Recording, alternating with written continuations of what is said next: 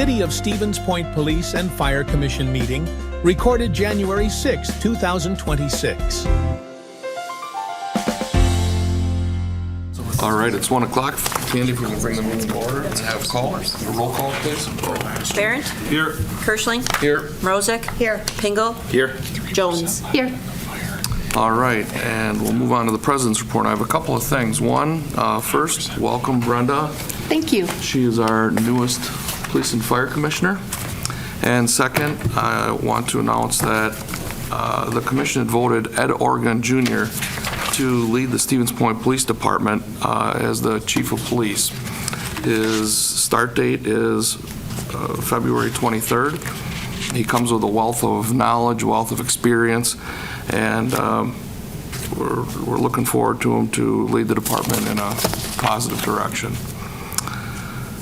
Number 3, approval of minutes. Does anybody have any questions? Comments? I'll make a motion to approve minutes. I'll second that. All right. We have a motion and a second. Any questions, comments? Hearing none, all in favor say aye. Aye. Opposed? Hearing none, motion carries. Number 4, confirmation of bills. Mr. Secretary. Everything looked pretty straight and narrow this past month. Fire department's got a little bit of wiggle room. Police department's a little bit over budget, but not terribly. There was nothing really remarkable on here. Did you guys see anything?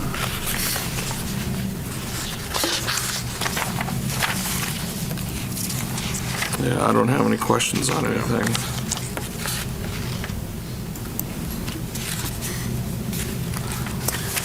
All right.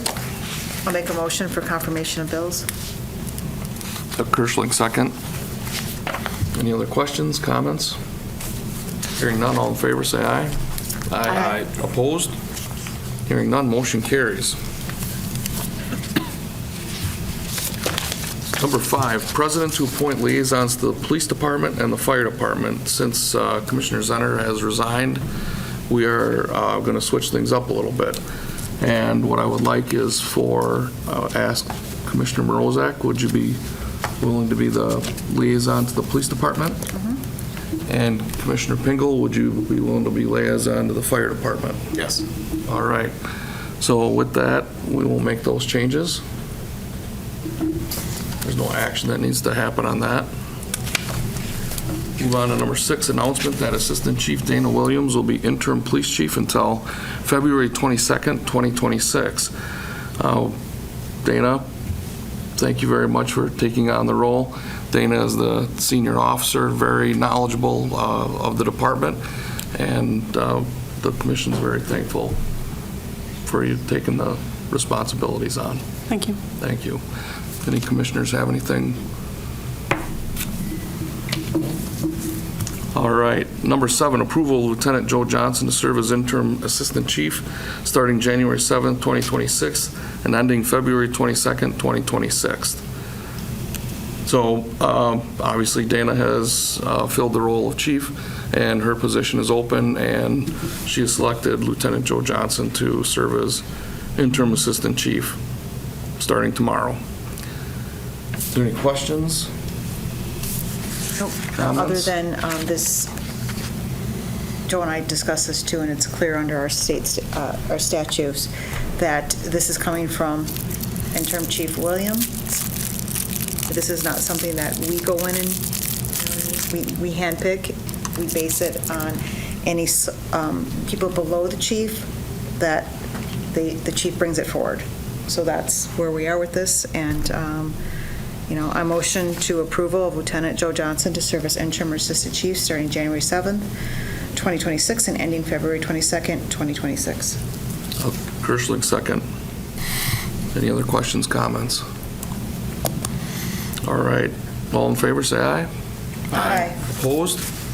Hearing none, motion carries. Police Chief report. Chief? Thank you. So we had a very busy month in December for a lot of public relations. We had Lieutenant Roser and Lieutenant Johnson attend the Police Lights of Christmas. We were given $3,500 in gift cards, which we in turn give back into the community for those that are in need. We did the Public Safety Challenge of bell ringing for Salvation Army. Over $14,000 was raised that day. The police department did well. We raised over $800. We did Shop with a Cop, and there were a number of officers who participated in that. It's always a fun event. We get paired up with children in need, and we go shopping with them for themselves and the family at Walmart. Just a fun day. And then we pick them up in our squads. We take them shopping. We spend the morning with them. We have lunch with them, and then wrap their gifts and return home. So very heart-filling, rewarding day. We hired 2 new officers, Officer David Swanson and Officer Joe Romano. They're both on field training currently. And we also hired Jaden Petit, excuse me. He too has started field training. And then lastly, yesterday we celebrated the wonderful accomplishments and successful career of long-time commitment and dedication of service to this department and the community. Chief Cuso retired with over 27 years, and Assistant Chief Rotier with over 31 years. So we were very thankful for their time, and I'm sure they'll be enjoying retirement moving forward. And next Monday we have 2 more retirements, so we're looking forward to that. And that's all I have. All right, any questions? All right. Go ahead. I'll make a motion to approve the police chief report. I'll second. All right, we have a motion and a second. Any other questions, comments? Hearing none, all in favor say aye. Aye. Opposed? Hearing none, motion carries. Number 9, discussion with possible action to hire a new battalion chief for the City of Stevens Point Fire Department. Chief? Yes. So with the promotion of Battalion Chief Hoffensberger to our Division Chief of the Bureau, that left an open Battalion Chief's position within the department on Sea Crew. And through that process, we were going to look at hiring potentially 1 or if not 2 new Battalion Chiefs as shift commanders within the department. We were just looking to see when Battalion Chief Kudrowski was looking at retiring as well. With this process being in full swing and just receiving a letter from our written confirmation from Battalion Chief Kudrowski, he has made it official that he plans on retiring from the department on June 1st of this year, 2026. So with that, I would like to ask the Police and Fire Commission for approval to hire 2 new battalion chiefs. We ran our assessment center this morning, and after running our assessment center this morning, I would like to make the recommendation to the PFC that we pending the conditional offers and everything coming back to the department and the city's standards, we put conditional offers out for the battalion chief's position of the Stevens Point Fire Department to Christopher Grod and Mark Myers. Christopher Grod is initially comes from this area. He's a Mosinee graduate, went to Fox Valley Technical College where he got his degree, came back to the local area. He was a part of Safer Fire District for a period of time. Prior to that, being a part of Weston, was the worked for NTC as one of the associate deans of the Public Safety Center up there. Then became the chief of the Cronin Stillwater Fire Department and now is currently the chief of the Sussex Fire Department down in the southeast corner of the state. He would be looking to relocate to come closer to home and would be looking to take one of those battalion chief's positions. Mark Myers is a local candidate, is currently a battalion chief on Safer Fire District up in the Wausau area. And we would be looking at offering him a conditional offer of employment with the Stevens Point Fire Department as well. Any questions? And that's Christopher Grod and Mark Myers? Correct. Mark Myers. Christopher Grod and Mark Myers. Okay. All right, so you're just looking to have the, you're looking to offer to put the conditional offer right away to them, correct? Okay. And then are we looking at, well, of course, we're going to look at hiring one right away. What's the time frame? We would hire both right away. We're going to offer both conditional offers of employment out, Okay. and pending that they meet all of the requirements, we would start the onboarding process.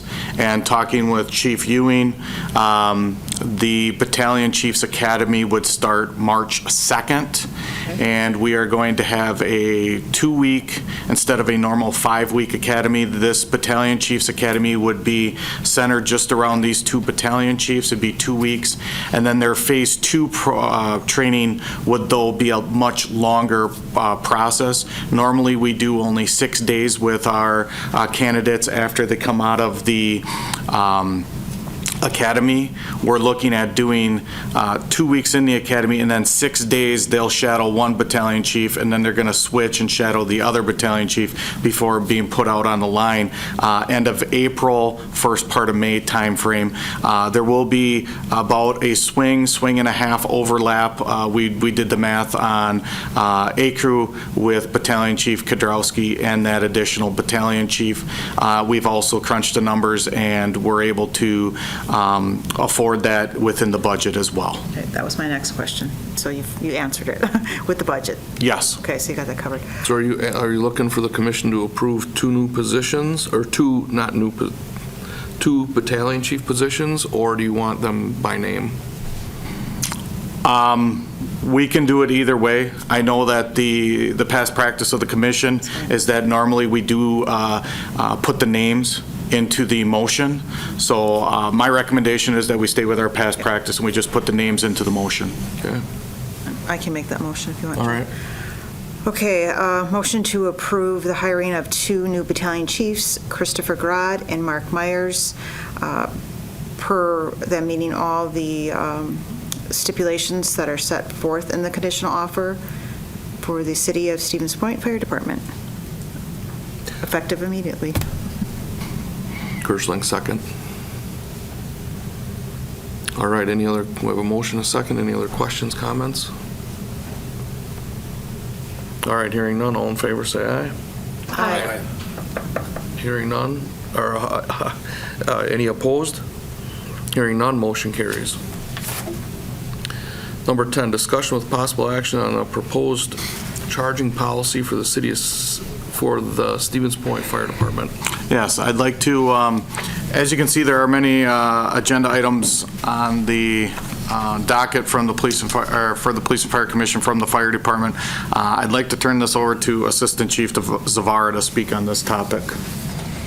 Good afternoon, everybody. In front of you, you have 2 different policies. You'll notice one policy is a single page dated 2005 with a revision of 2007. What this policy has basically allowed the department to do is charge for fees when applicable for fire apparatus and personnel. Under federal statutes, when hazmat situations occur, we do have the right to actually charge for hazmat cleanup or hazmat standby, and that is through federal regulations. We've also had other instances where we've had private entities approach us to do standby, and at that time then we do charge for providing services when that event does occur. In going through the policies, we found that The policy is actually from 2005, 2007 with the revision, so we're almost 20 years old before the last revision has basically come up. And there are prices listed within the policy that we feel are no longer applicable due to the time that has changed. At the bottom of the policy, you'll notice that there was approval by the commission back in 2005. So we felt it was appropriate to come back to the commission again for a revision, just based on the fact it was approved originally, that we changed the policy, and in those changes we have the revision completed. The new policy, we felt it was best to remove actual language that signified specific costs for device apparatus that are being utilized, and instead of actually specifically stating what those are, FEMA has a schedule rate document that they release every 2 years in July. This is the same document that if we were to come under federal disaster relief, those are the costs that we would actually apply for as a city for using our apparatus during that event. Because that rate change is done every 2 years, we don't have to come back and change the policy every so often, because then everything as it changes continually just keeps adapting, and we have basically adopted that scheduling process. We also beefed up a little bit of the language. Mileage stayed the same. We signified actual hours and what that actually is to include overtime, because the other policy does not reference that. The administrative fees stayed the same, and then we did break down the time frame of when apparatus are actually used at the 15-minute intervals, just to clarify again what we're using. So what we're looking for is basically approval to remove the actual costs that are in our old policy, adopt the FEMA schedule that comes out every 2 years. It will now be updated in July of 26. It should actually be updated again, and then that runs for 2 years, and it just keeps continuing to get updated. The schedule is available online. You can basically just type in FEMA rate schedule, and it automatically pops up, so it's very easy to find. And so I'm looking for approval to accept this policy. A quick question on, Yep. On the end, you have history, and then I'll jump right to it. It says April 12th, 2005, and approved and revised on as the question marks. Is that today? This would be whenever, yeah, you guys approve. Okay. Okay. Does anybody have any questions? And again, what we're trying to mitigate is this situation reoccurring in the future. So this would just allow us every 2 years to change that schedule within the policy and stay current with everything. Right, so this is not something that's going to have to come every 2 years, because Nope. once you adopt the schedule of the feds, To then FEMA, we're just gonna- The other thing we found is most of the apparatus, we, one, don't have any control over ambulances. That is controlled by the county contract and what they signify, so that actually does not even apply to this. We no longer have a rescue squad. It has been replaced with an engine. We no longer have a quint, and our airboat is no longer in service. We have the Zodiac. So several of our pieces of apparatus have also been disbanded. If we were to take on different apparatus or change, we just use, again, the schedule rate. Everything is listed in there, and we don't have to worry about listing apparatus on the policy itself. It's just automatically there. And you want this referenced, the title I see is Equipment and Personnel Charging Policy. Is that how you want it read into? Because you just have it here, charging policy? Correct. Reason for that is there actually is, by the rating schedule, you can also apply for actual equipment. Okay. So smaller things like water displacement pumps or generators, other things that we may have in the department, we can actually utilize and charge for those as well.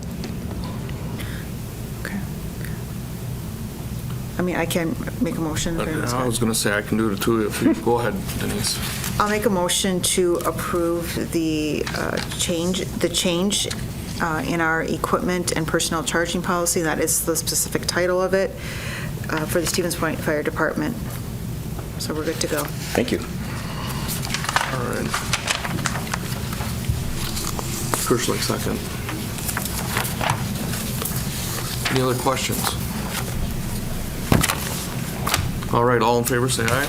Aye. Opposed? Hearing none. Motion carries. Discussion with possible action to move forward with the WI-TF1 MOU Agreement with the city and Stevens Point Fire Department. Chief? So, WI-TF1, Wisconsin Task Force 1, MOU Agreement. So the Wisconsin Task Force is an organization within the state of Wisconsin working within the state or federally and is deployable. These are resident experts within our community or within the state that team up to become a part of the team, make sure we have appropriate training, and what we're going to do is we have reached out to Wisconsin Task Force, and they have not added anybody to this team in probably a decade. We now are going to, with that, they asked if there was any additional personnel that wanted to become a part of that. We did submit for wanting to be a part of that team, and we have worked internally to figure out what that number was. We were looking at 6 originally. It just was not feasible, so we went to potentially 3 candidates that we'd like to see get on the team, and in the end, we ended up getting 1 slot. We did select a member of the department that we thought would best suit this situation, but I'd like to turn it over to Chief Ewing to explain a little bit about the Wisconsin Task Force 1, the MOU, and where the department will go with this program into the future. All right, thanks, Chief. Like Chief said, it's a state-managed team that gets dispatched and deployed federally. They actually had 2 deployments just last year to Texas and North Carolina for the floods. These are specialized teams, so swiftwater teams, canine rescue teams, structural collapse, things that we just don't see every day. The training is held out at the REACT Center at Volk Field. The REACT Center is actually the Regional Emergency All-Climate Training. Like I said, it's a state-managed team, and like Chief Moody said, they actually haven't had people join this team in so long. They put a stop to joining because state funds ran out, and they had to figure out where they were going to get more money to get more people. They actually just opened it up this year, and since I joined the department 3 years ago, we've been trying to get somebody on the team. Now that we have got our foot in the door and have somebody interested in joining that team, we are on that team. We have vetted that person. They can start now, once we get through the MOU, working towards getting basic trainings done that they need to be able to be deployed. It is not like they can just get on the team and be deployed next week. There are certain steps, certain trainings they need to obtain in order to be deployed. Members on this team are from various fire departments across the state, from down in the southern part to the western part to now they have started to get more people up in this area. A lot of members are from the Green Bay Fire Department, Appleton Fire Department, Janesville Fire Department, and what they've tried to do is spread out the resources that they're taking from departments the same way we would when it comes to like mutual aid, so that we don't bleed one department of members. These members have been talked to and told about the resources that they need to devote to this. It is not something to take lightly. You can be gone a week, 2 weeks from your family, and we have to make sure that it is also not going to harm the department with that person being gone, and making sure that we can get somebody hired back to cover that position. The best thing is it is also funded by the state, so when they go out and do training hours, we pay for that and the state reimburses us a bottom flat fee that they reimburse us for them to go to the training, and it's from the time they leave the station or their house to the time they get back to the station or their house from that training. These trainings normally last for these special task forces about a week long. They're not cheap classes. They are not something that the department can just say, hey, go out and do. They're $5,000, $6,000 for one person for a week to go out to. So the state is covering that and then reimbursing us for us paying for that person to go to these classes. So it is definitely something that we want to move forward with and keep somebody on this team consistently. We don't have to reapply if that person ever decides that they want to step down. Now that we have that position on the team, we can just say, hey, this person is stepping down, this person has been vetted and will step into this position. But it's been very hard to a lot of knocking on doors and bugging people constantly when this topic comes up to say, hey, when are you guys adding more people? In the state of Wisconsin, for special rescue, this is the team that you want members on, especially for them to bring back to the department and be those subject matter experts to teach the department. Is this then good for, what I'm looking at as the dates is basically 6 months? Yes, and then I believe that they're just do the next MOU for the next period of that time. That is correct. The reason you see the MOU put together the way it is the way we're falling into it and when the position is available and when the MOU is going to run out with all departments across the state, everyone will have to come back and get that recertified. Okay. So, is there anything else in this agreement that you need to fill out? I don't believe so. I think it's just the reviewable and any questions that anybody had. and again, when Chief Ewing talks about this, these people that are a part of this team, and when we put somebody on this team, they're going to come back and be our resident experts. And when I say resident experts, they are going to be experts in these disciplines. They are going to be experts in high angle or rope rescue, confined space, trench, and collapse. We have resident experts in some of those areas now, along with water, swift water, and other things. But we do lack a little bit in the trench and the collapse areas of discipline. And this person knows that after they come back, they are going to be one of our subject matter experts, and they're going to be expected to be involved in being training our members up to our standards here. And they do have it to where it's specialties, so you can actually go into specialties and say, hey, my main specialty I want to have is be swift water. Anything that consists of needing swift water teams for rescues, you would be able to be deployable. And just because you put in the option that says, hey, I'm available to be deployable, doesn't mean that you're always picked. There's 160 members that they can pick from, and they try to go area by area. So like I said, they don't bleed areas of members working in the department and then put restraints on the department. Okay. Any questions? All right, I'll make a motion to move forward with the WI-TF1 MOU Agreement with the City and Stevens Point Fire Department. Thank you. I'll second that. Pingle. All right, motion and a second. Any other questions? All right, hearing none, all in favor, say aye. Aye. Opposed? Hearing none, motion carries. Number 12, discussion with possible action on the newly completed 2026 through 2031 strategic plan for the Stevens Point Fire Department. Chief? So I'm very happy to announce and very proud of our members in completing the new strategic plan for the Stevens Point Fire Department from 2026 through 2031.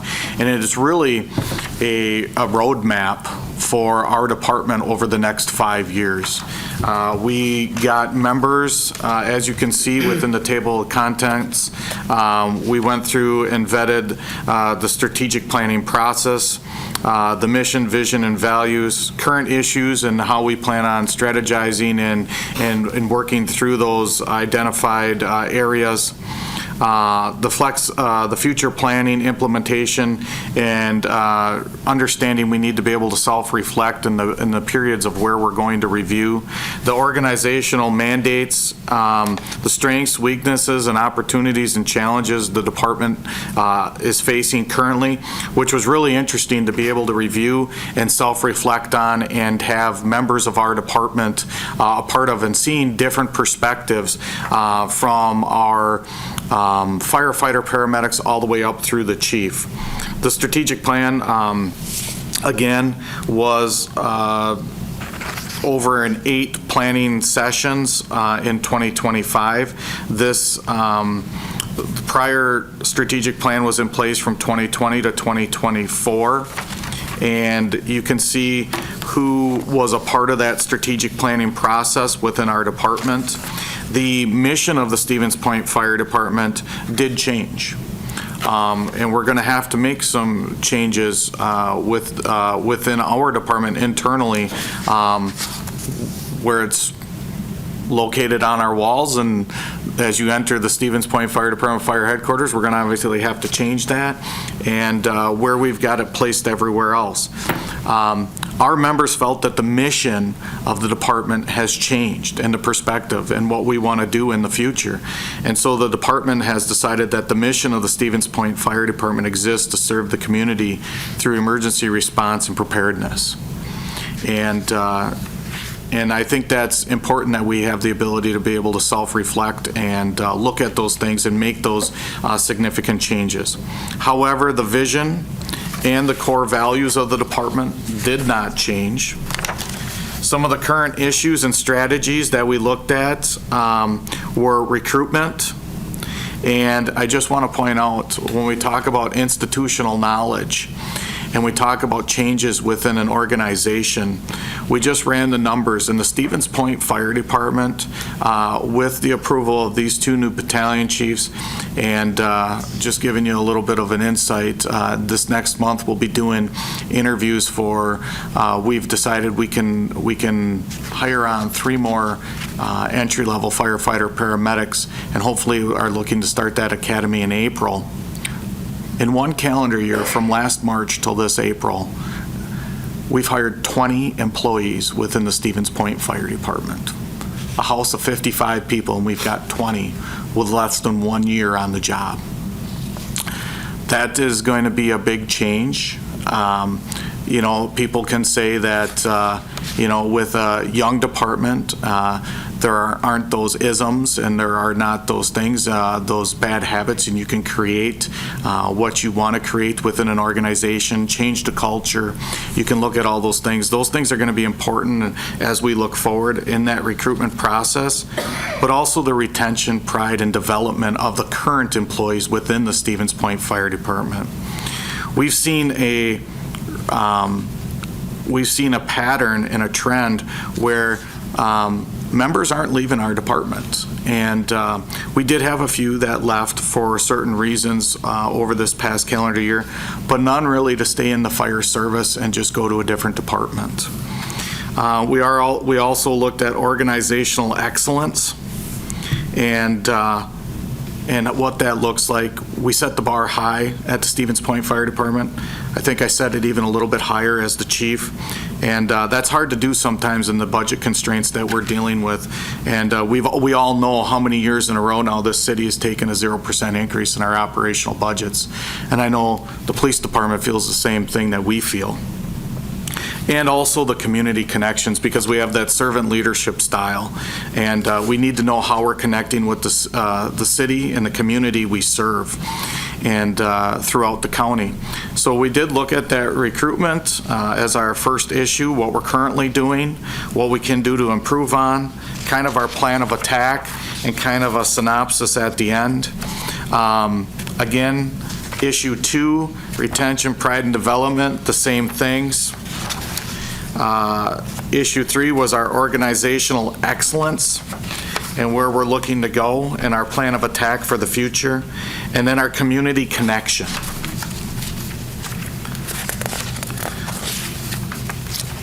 Also within the strategic plan, it shows the time frame of how we did everything and when we're going to reevaluate things.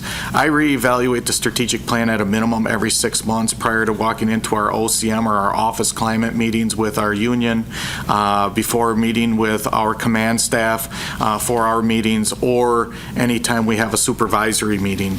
Also, we reevaluate it once a year to make sure we're hitting those points. Also, you'll see in here under Appendix A, the organizational mandates. For those of you who don't or may not know what this is, these are the musts. These are the things that these are our non-negotiables within the fire and EMS department. These are things that we must have and do within our department. We must do inspections. We must honor our EMS contract with Portage County. We have MABUS and Metro agreements. We have a Park Ridge agreement. We have a contract agreement with Local 484.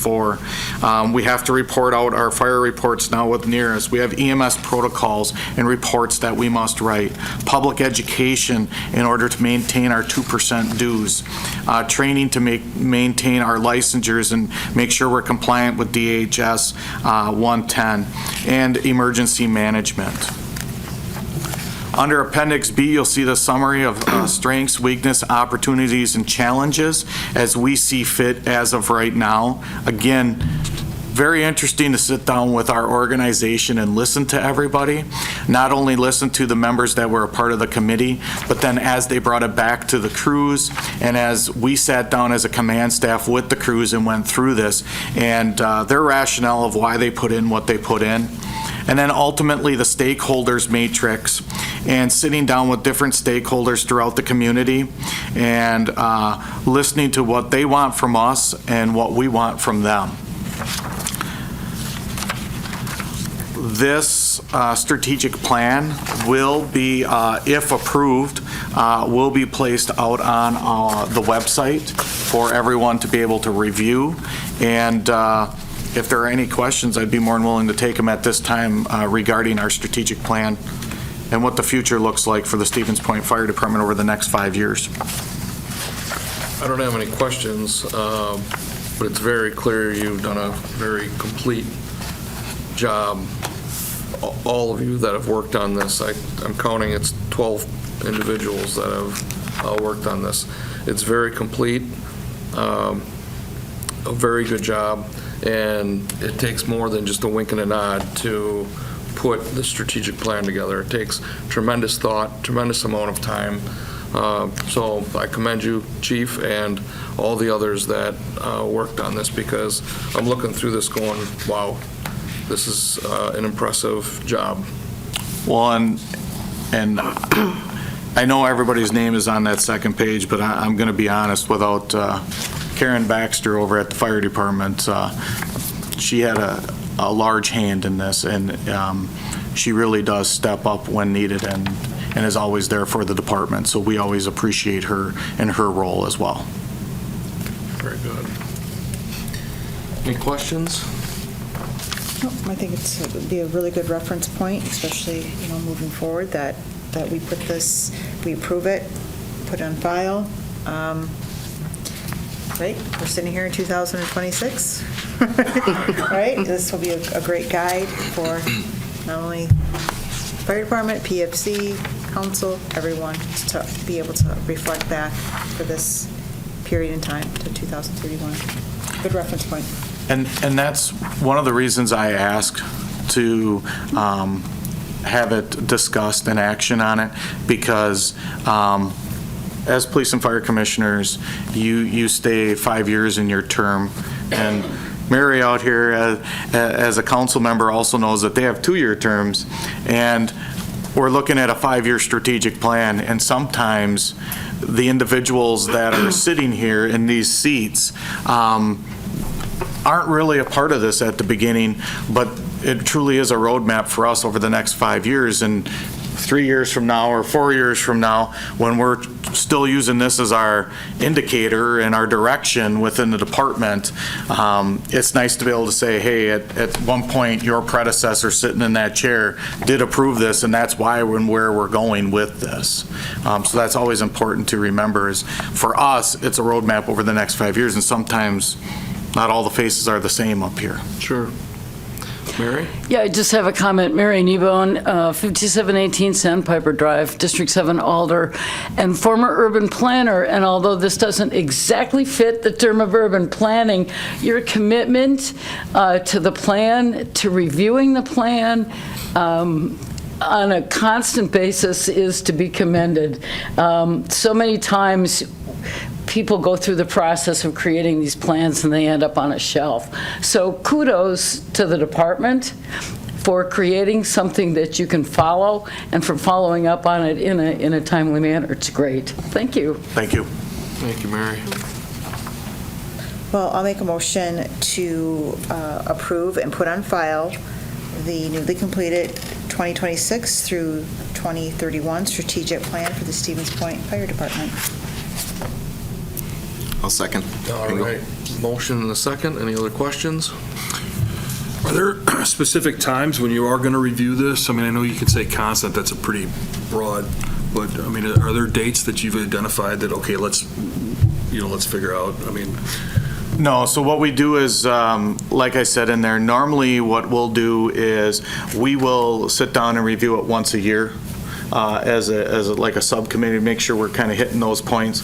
But really, when we review it is prior to our OCM meetings, which we have every 6 months, office climate meetings, we meet with the executive board. And then prior to our supervisory meetings, which we have every 6 months, we bring all of our supervisors, all our company officers, all our command staff, we all get together and we have that meeting every 6 months as well. And we make sure that we address what's going right, what's going wrong within the department, and we're reviewing that strategic plan and making sure that I review that prior to even sitting down and walking into that meeting so I can kind of direct things throughout that meeting to make sure we're hitting those priorities that the department has addressed. yeah, that's good. I mean, with 20% of your staff being rookies, it's unpredictable. Right, and to say we're going to review this every day, if I said that to you, I'd be lying to you. And we don't have the time to do it every day, and two, it's just not feasible. But to be able to do it every 6 months, and then to take a real step back and a comprehensive look at it once a year, I think is manageable. And again, over the next 5 years to make sure we're going in the right direction. All right, those all in favor, say aye. Aye. Opposed? Hearing none, motion carries. Fire Chief report, EMS report, EM report. Chief? First thing I'd like to point out is we are currently, we are a house of 57 approved positions, 55 funded positions, and we currently have 50 staffed personnel within the department. That says a lot for the Stevens Point Fire Department and the command staff sitting back in the back of the room. I'm not the person who brings these people into these seats, trains them, and gets them out on the road and serving the community. All of them do that. Chief Gumza, we're going to talk about here in just a minute, but has really, been the cornerstone for me when it comes to hey, where are we with this recruit? Did you call this person back? Did you do this? Did you do that? I'm on it, he says. I'm on it. So he's been willing to step up and do those things and really been that person that I can go to. And as far as the interview process, making sure that we have the interviews all put together and we have people on the panels and we're ready to go. Chief Zavara has been that person to lead that charge. And Chief Ewing, when these candidates arrive, take them and he takes them under his wing and just makes sure that they just thrive here at the department. So 50 positions staffed. We have 2 more now with our battalion chiefs, and if we hire 3 more firefighter paramedic candidates in April, we will be fully staffed and have all the positions in place and out on the line, we're hoping by June 1st. That is a significant change in the Stevens Point Fire Department and where we've come from in just a very short period of time. Significant events over the past month. We've had a few structure fires, both in the city and outside the city, responding as MABUS requests. And then we just recently have had all 3 of our crew annual award ceremonies and recognized all our personnel for their years of service in the department. Our Gotcha program, when we catch someone doing something out of the ordinary and exceptional, we recognize them for the certifications that they've completed or continuing education that they've completed over the past year. We recognize them for their cardiac arrest saves, and many other things throughout the year that they do, making the Stevens Point Fire Department look good and how they serve the community. So with that, that is the fire and EMS report, and then there's nothing to report on the emergency management side of the house for this month either. So that is all 3 reports. Prior to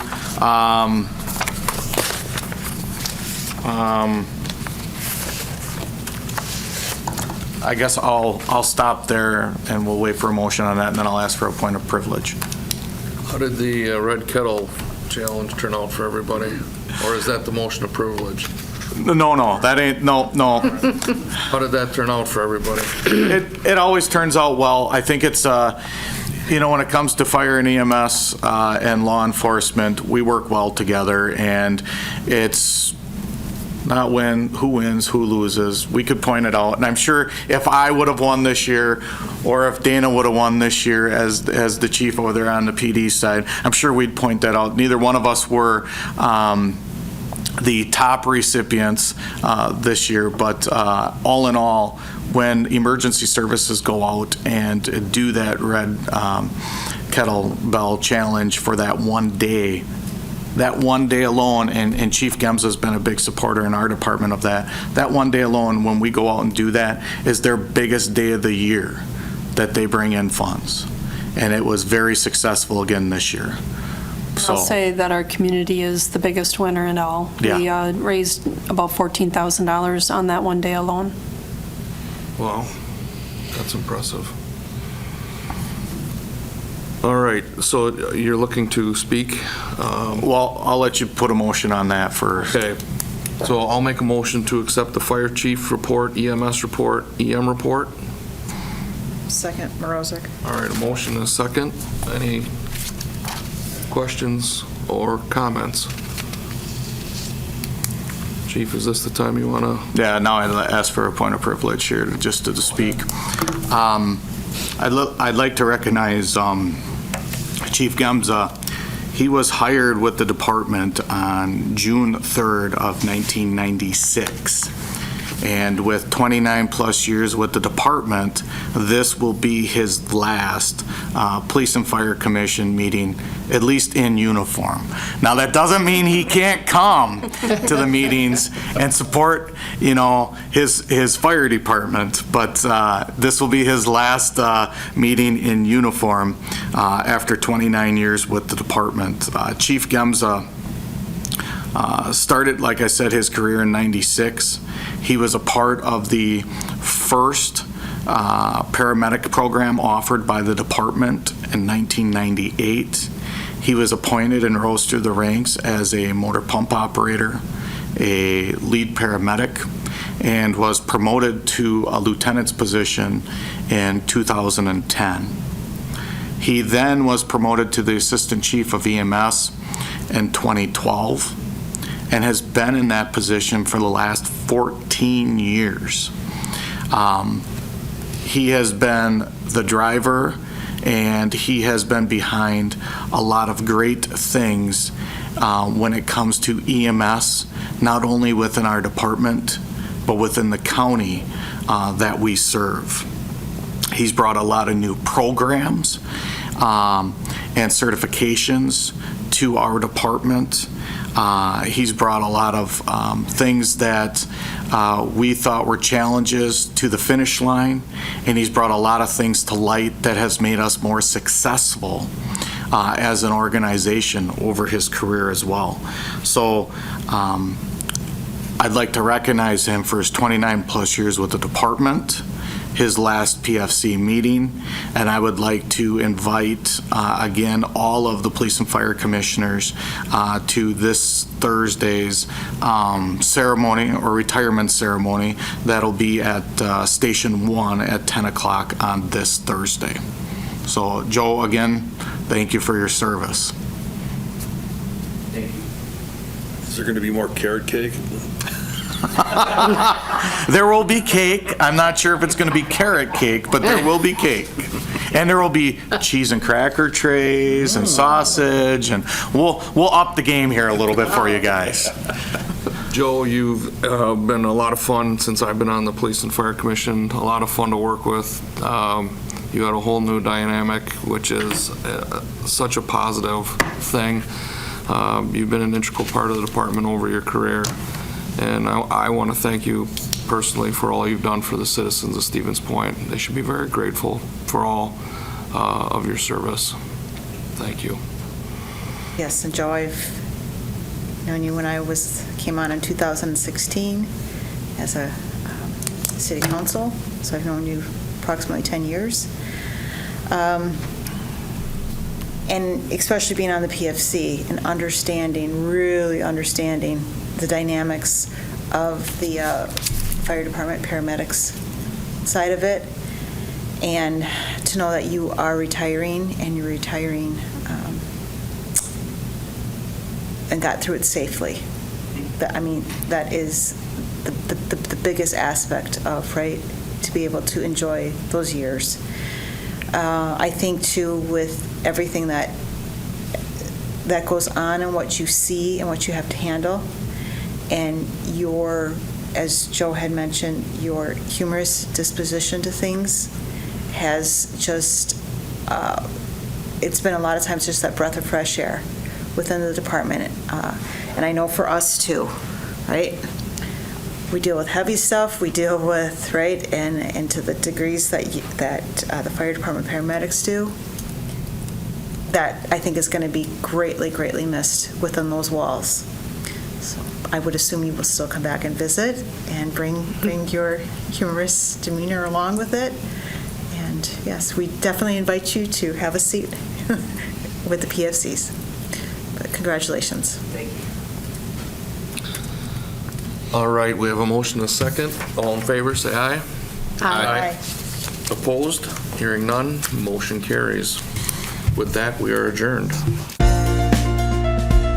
A video of this meeting is available for viewing on the city's website, stevenspoint.com/videos.